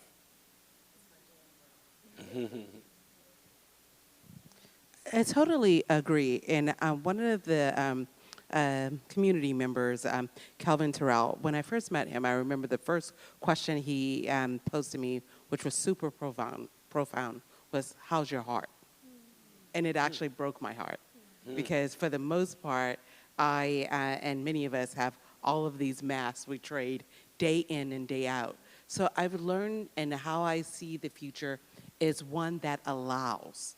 Even within ourselves, there's so many narratives, and the narrative of oppression is a part of the collective Black story in so many ways. So when you see, even look at music and you see Drake saying, well, he's not the authentic hood rapper versus this person. And I, as someone who's lived in the suburbs and dealt with all of this, it's just a different type of trauma. And so when I talk about allowing us as a collective community, allowing ourselves to heal from all the trauma, because even if you have privilege, I think we bought that into the narrative. So now the average privileged person feels almost hindered from being able to express and allow to themselves to go as far as to heal from the traumatic experiences of anti-Blackness because of the oppression narrative being more important.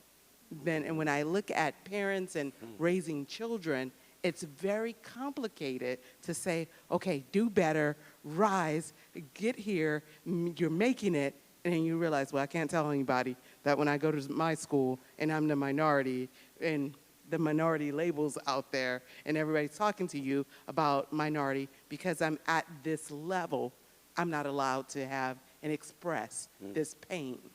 And I think as a collective community, it's about the wholeness of healing and allowing, and that whole narrative of, okay, if you're in this social economic, now you actually you're more entitled to talk about the pain of anti-Blackness. I think that whole narrative needs to change, and we need to go back to to collective, no matter where you are, at the end of the day, anti-Blackness is affecting your mental, social, emotional, your physical. And I think we need to get to a place where we do that and actually start having real conversation and it being permissible and allowed within our communities. All right. Thank you. Because of time, thank you all for hanging in there with us. What we're going to do, I know you wanted to say something, Dr. Hardaway, and after that, I'm going to ask one last question, and I just want a quick 10-second response. It's the final question, and then we're just going to give you all time to ask a few questions. So, Dr. Hardaway? Yeah, so a lot of talk about healing. I'm in the business of healing. No, so what I see, or what I'd like to see, is liberation from mental illness, liberation from hypertension. African Americans, 59% of adult African Americans are hypertensive. I'd like to see liberation from uncontrolled diabetes, liberation from the highest rates of stroke in the country. I'd like to see liberation from heart failure, liberation from incredibly high, relatively speaking, maternal fetal mortality rates. I'd like to see liberation from this fear of going to the doctor for a variety of reasons, this liberation from poor access to health care. And when you do have health insurance, not being able to get in to see a provider who looks like you or who is genuinely concerned about you. Liberation from having a provider who looks at you as a disease and not as a whole person. Amen? All right. Thank you. This final question, that was a lot right there in a good, powerful way. I want to ask this question. It's a 10-second response from each of you.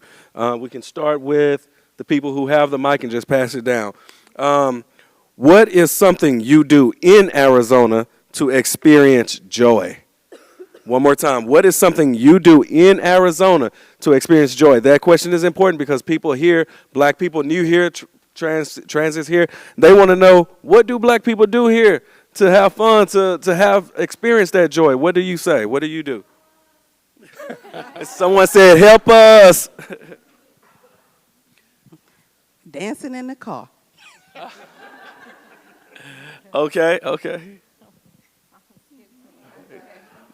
Dr. Hardaway, we can go to your side and then back over here. As I told you guys earlier, I'm from Detroit. I'm a city guy, and I will tell you this. 5 seconds left. When we first moved out here, I did not realize how beautiful this state is and the outdoors are. I remember the first time I saw the desert light up with greenery after a small rain shower, seeing the mountains. It's just being outdoors and experiencing the sun. It's just incredible. Mimi? For me, I'm big on laughter. So for me, it's about being with a big group of other black folks and just cracking jokes and laughing and being in community and just hearing those really loud belly laughs. So I would say, find you an organization, get some comrades or some friends, and family, just get on the phone or do what you got to do and let all those laughs out. So it's nothing like black laughter. All right, Crystal? I love the fact that for the most part, I can look outside and the sky is blue, like all the time. So I love that. I mean, and I'm a city girl too, back east, and I know I can look outside and I have mountains around me, and it's almost just about every day a beautiful day. And I recognize that, daily. So, I will stop and look up at the sky and I can say, there's not a cloud in the sky. And a lot of times there's not a cloud in the sky. Dr. Stewart and then Dr. Mallory. Well, it's a difficult question for me. What's the question again? What is something you enjoy doing in Arizona to experience joy? What do you do to experience joy here? I love the wilderness environment. I climb mountains. Dr. Mallory? what I love doing is looking at absurd things. Those canals and this, and I'm running on those canals, and there's like dead fish all up in it, and I'm like, what? Like I lose my mind. Or like, you ever see like Gila monster? It's almost sounds like Gullah. I'm like, what them Gullah monsters doing out here? Gila? I never.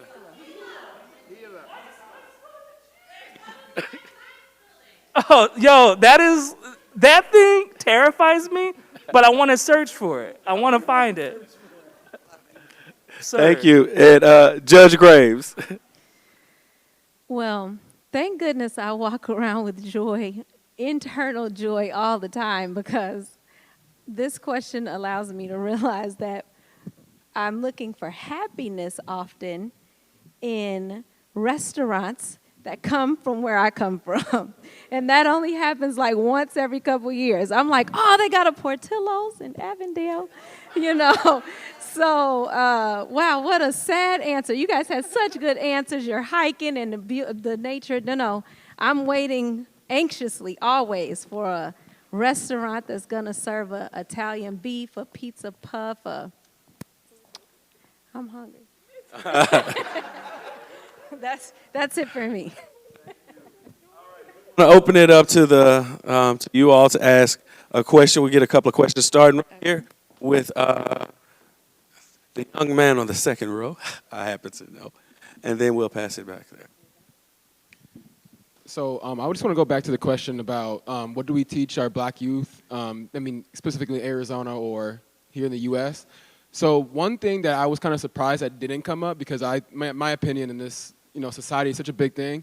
What do we talk about when it comes to black wealth and getting money and then keeping it in the family, holding it for further generations, and understanding the importance of that? And especially when they don't talk about it in the school, how do we, even as adults, if you don't even know, how do you seek that information in the importance to pass that down to your children? It's a phenomenal question. This is my probably third career, but I was in banking for 10 years. And I watched every day as white parents brought their kids in and opened up their accounts, talked to them about investing, at a very young age. And it opened my eyes to the fact that our community is not doing that. And so probably by 4 years old, my oldest daughter, we were talking about finances, credit, whatever I was learning in my field at that time, I was bringing home, talking to my young children about. And so I have 3 adult children, and they can talk to you about lending, why it's important and not important, all those kind of conversations, investments. And we have to be honest about the fact that as a community, we are not having these conversations, and we need to start having it as young as other communities are investing. When we talked earlier about how do I see the future, I didn't answer, but sadly the thought that came to my mind is one of my favorite poets. She said, that's a whole lot of brown children on your Forbes list. This is a conversation that we need to have. We don't want to talk like wealth is not important. No, it's not all about the money. Let's do nonprofits and let's give back for free. There's not a lot of power in that. We need to put ourselves in a financial position where we can make decisions and call shots. And it starts at a young age. All right. Anybody else wanted to pick up? I get asked plenty of times, if I weren't a physician, what would I be doing? And the answer to that is a financial planner.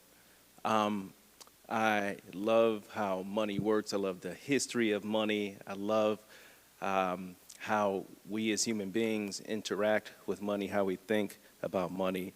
Specifically, I think about legacy, and it's just incredibly, exciting to hear you talking about that. I'm going to ask you who your mom is, because she's really to you.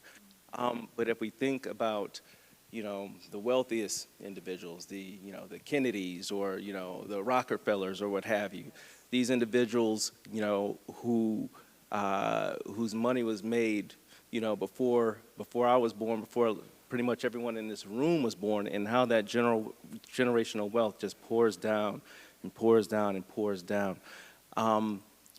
So if I had to add anything to how I see or what I see for the future, I'd say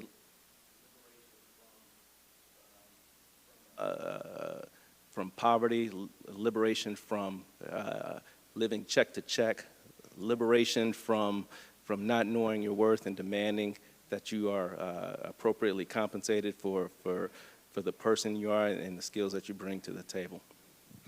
Thank you. I will say on this note that we have another question, but according to U.S. News, out of 50 states, Arizona ranks number 7 in terms of state economic stability. That data broken down shows that Arizona ranks 13th in terms of business environment, 27 in terms of employment, and number 4 in terms of growth. Based on these numbers, Arizona seemed to be in great shape economically, but when you look further and closer at it and you break it down by race, age, and sex, Black Arizonians, especially between the ages of 18 to 54, experienced the highest unemployment rate than any other group. And so to that question, I think, of course, everybody still can begin the process of financial literacy, how to get better, how to save, how to pass that knowledge and wisdom onto your children or children in the future. But some of the questions that come to me around that is, if that is the case, if the data is that alarming and blacks are amongst the highest, how do we even get that conversation started when people feel like I don't even have enough for my day-to-day, my week-to-week? And the average income in Arizona is $65,000. And so the average, and so my question is, really not a question to be answered, but a thought is that with inflation, with everything increasing, we know that $60,000, especially $65,000, especially if you're talking about 2 or more people in the house, especially if you're talking about children, it's check to check. So so when you talk about financial literacy, there's a lot to go into that and a lot to unpack. But that's a wonderful question and wonderful answers. All right, I'll go over here. Kobe. All right, Kobe. My name is Talking. I'm a 4th-year PhD student here at Arizona State University. Always make sure you folks your name. Actually, my question goes back to something that was brought up as far as community and collectivity, and I'm actually connected to several of you on stage in different ways. I ran a campaign when you all were running. My aunt and uncle were married at First Institutional Baptist Church, and I was sit on that board of Every House, where I'm in the same school with people on the stage. And so one of the question that I have is, I know how to hustle. How do I find my community? Right? I know how to hustle. How do I find my community? Right? And so there was some difficulty in finding joy, but that became individualistic, right? How do I find healing? When do I slow down enough and then ramp up enough and get opportunity? If I'm going to be a candidate, right? When do I get to step away from being a candidate and then have the time to say, you know what, I need to rejuvenate? And so, how do you find your community in order to then have that collectivity and that joy? How old are you? You know, the thought I had as you were asking that question, how do I find my community to heal, took me back to the conversation about the old guard and the new guard. Our young people should not be trying to find us. I thought about what you were saying earlier, your hero when you were younger, how he was the first this, and then he was the first that, and then he was the first this.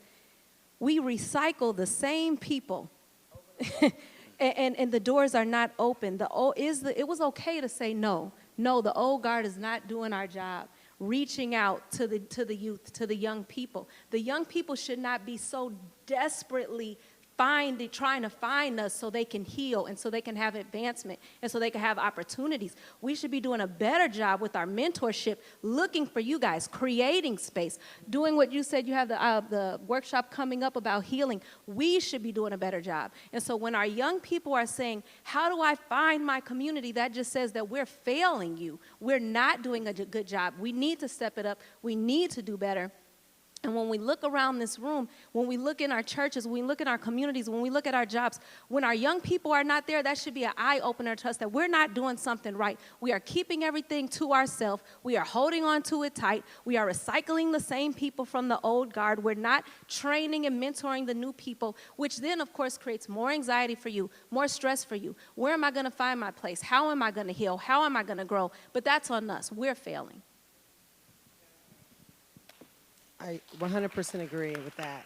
And I think also to your question, where'd he go? Oh, there you are. I'm like, where'd he go? You know, as we heal and we get our gifts and talents that God blesses us with, it's our duty to go back and pour that back into the community. So whatever that gift and talent that you have, it's our duty to turn around and go and give that back and share that and mentor that and give you that. And also, you know, being open to receive it, which can be a little ouchy sometimes. But your community, the fact that you've mentioned it, your community is going to come to you because now you've asked for it. And you got all of us now. We're going to be calling you, you know, all that. But you definitely, you're going to be open to it. But we have to make sure that when we do heal or we're healing and we feel like we can turn around and reach back and help others, that you're available, that you want it, so that we can support you and we can create that generational supports. And I believe communities should be different generations, not just all your friends. It should be, you know, young people with older people and all in between. So, you know, we have work to do, you know, those of us who are older, not that much older, you know. And thank you for saying that, because it's a reminder that there's still some turnaround and reaching back. And letting ourselves know that we're here. I just want to throw something on that if I can. I'm not on the panel, but I have been in Arizona. I moved here during the pandemic. And I had the same issue of how do I find community, especially during a time when people are not gathering, you know? And so what I would suggest, beyond looking to others to help you find it, because the reality is that we can say people should do this or should do that, but if they're not doing it, they're not doing it, right? So the community that I wished to see, I work to create, right? Because I don't have, and this goes back to actually a Gandhi quote that my sister says so much that I couldn't stand hearing it anymore, but it's still true, which is you must be the change you wish to see in the world, right? And I want to see more connectivity, more community here in Arizona. I want to see that, because this is a place that I have decided I'm going to stay, right? So if I'm going to stay here, I can't just depend on what has already existed to be enough for me. I have to create what I need. And I know that I'm not the only one who needs what I need. So in creating it, I am serving myself and I am serving my community that matters so much to me. So, you know, I started doing that with things like working with Dontá, you know, on this project, working to reach out to the community and bring the Black community into ASU and let the Black community know that there are those of us here at ASU that have a strong desire to serve you and to see you here with us and to work together to make this community better for all of us, right? And also by doing things like having public dinners with other Black faculty members, so we can talk about what our experience is as Black faculty members. So that's where I am. So I reached out to that community. You know, so where are you? What is it that you need? And then you reach out. If you build it, you know, the old, if you build it, they will come from Field of Dreams. There's truth to that. And you have the power already to create the community that you need. You just have to let them know that you're here and that you want that. And that you're open to the others who want that too. And then they start to come to you. It doesn't happen all at once. It doesn't happen as quickly as we'd like, but it does happen. I think that's a great note to start wrapping it up on. And then can we give our amazing panelists a round of applause? But we don't just stop there. We want to give you all a round of applause as well for joining us. We have so many people to thank. We can't name them all, but we just want to thank ASU School of Music, Dance, and Theater, the people who are working the sound and lights. Thank you all for making this happen. people who move things around up here so that we could be here. And we hope that this conversation today, this discussion, has been insightful, enlightening, and motivating in so many ways, and that the conversation will continue. This is just a start, a launching pad, but we hope to continue this in the future. And wherever it is, if it's here at ASU, if it's in the community, in the church, in the Black Lives Matter Phoenix, Metro, hey, wherever it is, when it happens, let's join, let's be a part, and let's help move. Let's help. I was going to say progress, but I'm cautious of it now because I was listening. All right. But thank you all, and that concludes our evening.